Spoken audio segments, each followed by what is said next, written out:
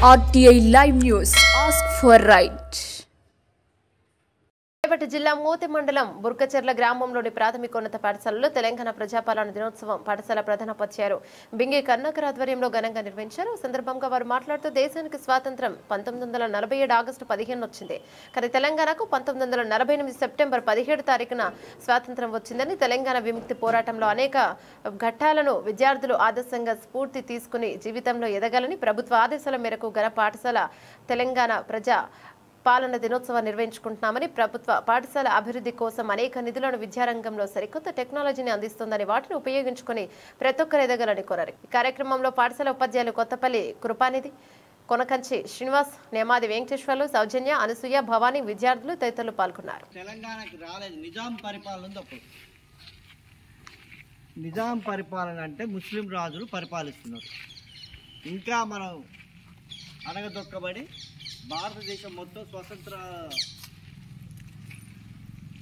సంతోషాలు జరుపుకునే టైంలో మనం ఇంకా అనగదొక్కబడి ఉన్నాం. దాని తర్వాత నిజాం ప్రభును ఓడించి సర్దార్ వల్లభాయ్ పటేల్ దానిని లొంగ తీసుకొని సెప్టెంబర్ 17, 1948 ఒక సంవత్సరం తర్వాత, అంటే భారతదేశానికి స్వతంత్రం వచ్చిన సంవత్సరం తర్వాత మనకు నిజాం ప్రభు నుంచి విమోచన కలిగింది. ఈరోజు ఆ నిజాం ప్రభు భారతదేశానికి లొంగిపోయాడు. ఆయన స్వతంత్ర రాజ్యం, నిజాం రాజ్యం ఉండే అప్పుడు.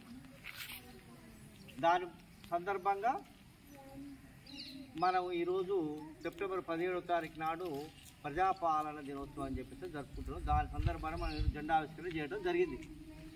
అంటే మనం జెండా ఆవిష్కరణ ఎన్నిసార్లు చేస్తున్నాము? ఆగస్టు 15వ తారీఖు నాడు ఒకసారి, 26 జనవరి నాడు ఒకసారి, తెలంగాణ ఫార్మేషన్ డే అయిన జూన్ 2వ తారీఖు నాడు ఒకసారి, మళ్ళీ ఇప్పుడు సెప్టెంబర్ 17 తెలంగాణ విమోచన దినోత్సవం కాకుండా ప్రజాపాలన దినోత్సవంగా జరుపుకుంటున్నాం అన్నమాట. అర్థమైంది అందరికీ? ఈ విషయం మనం అందరం కూడా నిజాం ప్రభువు నుంచి విముక్తి పొందినందుకు సఫర్లు గుర్తుకోవాలి.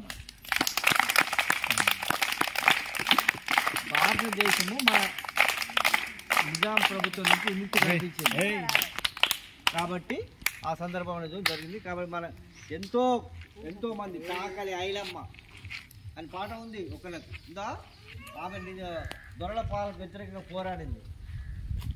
భూస్వామ్యవాదులుండే, దేశముక్కులుండే, నిజాం అందరినీ పంపించి రజాకాలను పంపించేసి మన పంటను దోసుకునేవాడు. వాళ్ళందరి నుంచి మన స్వతంత్రం మనకు వచ్చింది. కాబట్టి మనం ఈ పండుగ జరుపుకుంటున్నాం. ఈరోజు మరి పండుగ సందర్భాన మనకు చాక్లెట్లు కొంచెం